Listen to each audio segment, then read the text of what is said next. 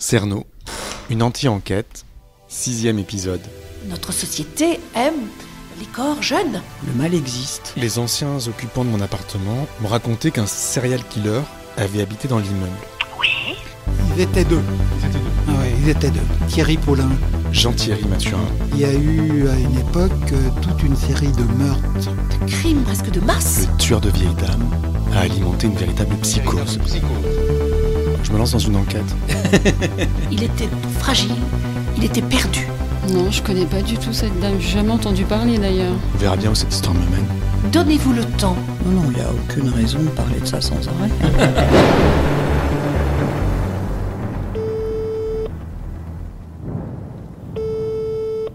Allô ? 3, 2, 1. La plupart des dames âgées n'étaient pas fortunées. C'est ça le paradoxe. Donc, pourquoi sont-ils allés chez elle ? Pourquoi sont-ils allés chez elle ?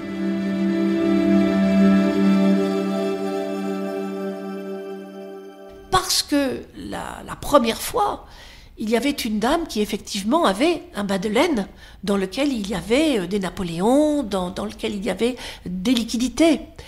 Et donc ils se sont dit que dans la rue, un vol à l'arraché, ils allaient avoir, pardonnez-moi l'expression, 3 francs 6 sous, mais que si ils pouvaient suivre la personne, entrer chez elle en journée, alors que les gens ne sont pas là, travaillent, il n'y a pas de bruit, personne ne les entendra, ils auront tout le temps de fouiller l'appartement et de trouver des liquidités.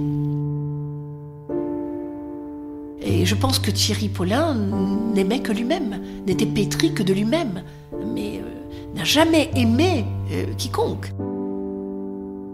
Alors certainement, là encore, on m'a dit qu'il avait une haine de sa propre grand-mère, qu'il avait entendu son père dire, pardonnez-moi le mot, vivement qu'elle crève qu'on touche l'argent. Donc on ne peut pas dire non plus que Thierry Paulin ait été encadré dans une famille aimante, dans une famille où les personnes âgées étaient valorisées ou considérées comme dans certaines civilisations, comme notre mémoire, comme vraiment notre histoire. Et pas du tout, pas du tout. La personne âgée n'avait absolument aucun intérêt. D'ailleurs, personne n'avait d'intérêt à part lui-même. Il filait ses victimes jusque chez elles, il les torturait pour leur faire avouer où elles avaient caché leurs économies, et puis il les tuait. On ne peut pas imaginer aujourd'hui, je pense, enfin, si, il y a la psychose de ces actes atroces de terrorisme, mais là, il y avait tout un arrondissement, le 18e arrondissement de Paris, au sein duquel les dames âgées étaient littéralement terrorisées. Elles n'osaient plus sortir de chez elles. Tous les assassinats se sont produits dans ce quartier et elles étaient elles-mêmes, leur famille, apeurées. Enfin, franchement, il y avait une psychose terrible. À quel point que les gens manifestaient dans les rues. Il y a eu véritablement quelque chose de terrible. Ils manifestaient pour le retour de la peine de mort ? Tout à fait, qui avait été abolie il n'y a pas si longtemps, parce qu'elle avait été abolie en 81, et nous étions en 84. Donc, vous voyez, c'était très récent, et les gens ne comprenaient absolument pas que l'on puisse s'en prendre, et c'est tout à fait normal, à des êtres faibles, sans défense, la plupart du temps, sans argent. Donc, on était dans un véritable drame. La plupart de ces dames vivaient seules, et ne recevait quasiment pas de visite. Quand vous pensez que certaines dames âgées, on les a retrouvées plusieurs jours plus tard, à cause de l'odeur pestilentielle. D'autres, ce sont des ouvriers qui, en faisant des travaux en toiture, ont remarqué le décès d'une personne âgée. C'est une espèce de monstruosité ordinaire. Voilà. Est-ce que vous pensez qu'il faut se pencher de nouveau sur cette affaire, aujourd'hui, 30 ans après ? Je pense que c'est toujours utile de ne pas refermer les dossiers. Les dossiers nous apprennent beaucoup. Aujourd'hui, nous avons des leçons aussi à apprendre de cette atroce affaire. Cela reste malheureusement très actuel. Tout cela nous fait peur. Les personnes âgées nous font peur d'une certaine façon parce qu'elles nous renvoient à ce que nous serons peut-être un jour. Et comme on a peur de cela, on ne veut pas voir cela. On ne veut pas voir ce qui se passe dans les lieux où vivent les personnes âgées. On ne veut pas voir comment elles vivent. On ne veut pas voir le vieillissement. Notre société aime les corps jeunes. Je pense qu'on a du mal à nous projeter. C'est ce qui nous attend, bien sûr. Vous ne pouvez pas attendre de la pitié de la part de ces personnes qui ont tué des dames âgées si nous-mêmes, notre société, on les méprise, si la famille les a oubliés. Vous comprenez ? Notre société a une responsabilité ici, a une responsabilité. Et si vous avez ce parcours-là, il faut le suivre, il faut suivre votre intuition. Vous savez, parfois, on est dans une quête, on commence une enquête, comme vous faites, et on ne sait pas où cela va nous mener, mais donnez-vous le temps et faites les choses.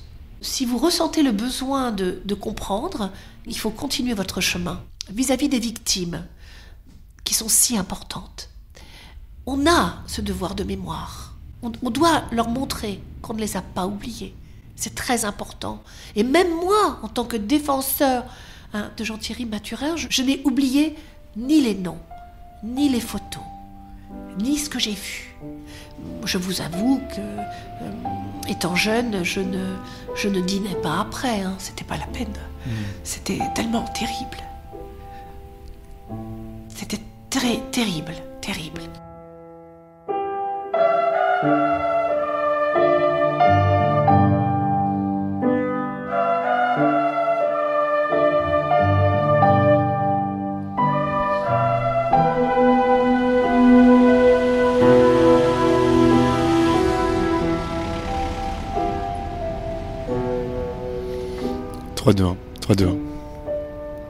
Je suis dans le 18e, entre la rue de Clignancourt et Montmartre en fait, dans une rue qui s'appelle rue Nicolet.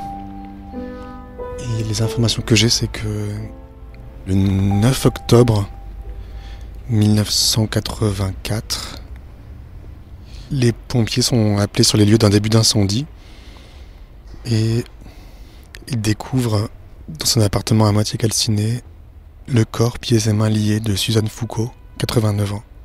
Donc c'est une vieille dame qui habitait dans le quartier depuis 15 ans, qui a été assassinée, donc étouffée par un sac en plastique.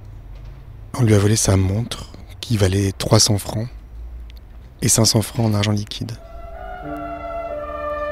Alors le seul problème, c'est que je sais pas du tout à quel numéro c'est. C'est une petite rue.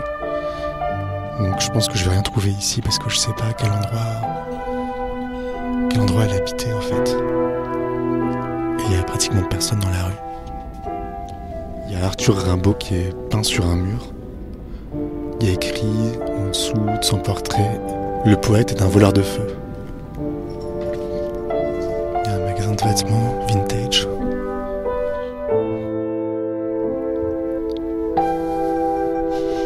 Une petite maison très jolie avec une cour, un banc et une table. Et un chat blanc et roux qui arrive. Il a des yeux bleus. Bah viens que je te caresse. Viens. Tu veux dire un mot au micro ? Bon, je veux bien faire l'interview d'un chat, mais encore une fois, je sais pas très bien ce que je fais là. Donc c'est une rue très courte. Est-ce que c'était là, au numéro 13 ou au numéro 17 ? Bonjour madame, excusez-moi de vous déranger. Est-ce que vous habitez dans cette rue ? Non, je peux être interviewée. Je peux vous poser une question ? Je cherche en fait des renseignements sur une dame qui a vécu ici dans les années 80, qui s'appelait Suzanne Foucault. Je sais pas si vous viviez ici dans les années 80. Ouais, mais je connais pas. Bon. Elle n'a pas vécu dans cet immeuble dans tous les cas. D'accord, ok. Parce que j'y suis depuis 84, alors c'est pas possible. Ah bah justement, c'était en 84, en fait, elle a été assassinée dans cette rue. Ah oui, bah c'est juste ici. Pardon ? Alors je sais pas si c'était au premier ou au rez-de-chaussée. C'est au numéro 10 là ? Ouais. Ah ouais, d'accord. Ouais, c'était là. Oui, quand je suis arrivée, ça venait de se faire, c'était en 84. C'est quoi votre prénom ? Moi, c'est Julien. Nicole. Il filait ses victimes jusque chez elles. Il les torturait pour leur faire avouer où elles avaient caché leurs économies. Là, j'ai 77, bientôt 78. Et puis il l'est tué. Écoutez, là, je vais chercher un paillasson pour l'immeuble. À suivre.